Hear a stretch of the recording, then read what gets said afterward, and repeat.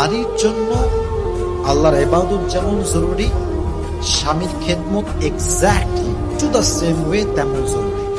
কোনো মেয়ে যদি ভাবে যে আমি এখন নামাজ পড়বো তাহাজ্জুদ, স্বামী ডাকতেছে, স্বামী বাদ, স্বামীর গোষ্ঠী গেলে আমি নামাজ পড়বো।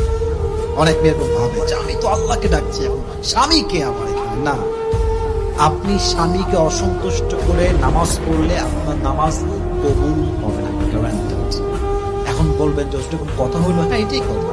আপনার স্বামী ডাকছে তাহাজ্জুদের সময়, রাত 12টার সময়, স্বামীর খেদমত করার নামাজ পড়ার চাইতে তখন বেশি জরুরি। আপনি 5 ওয়াক্ত নামাজ পড়েন ঠিকঠাক, কোনো সমস্যা নাই, বাট আপনি যখন নফল করছেন, আপনি যখন কোরআন তেলাওয়াত করছেন, তাসবিহ পাঠ করছেন, জিকির পাঠ করছেন, স্বামী যদি ডাক দেয় আপনার স্বামীর কথা আগে শুনতে হবে। তো রাবিয়া বলছে দেখেন কত সুন্দর বিষয়টা, কত সুন্দর আসলে। উনি যখনই নামাজ পড়তে যেতেন, জিকির করতে যেতেন,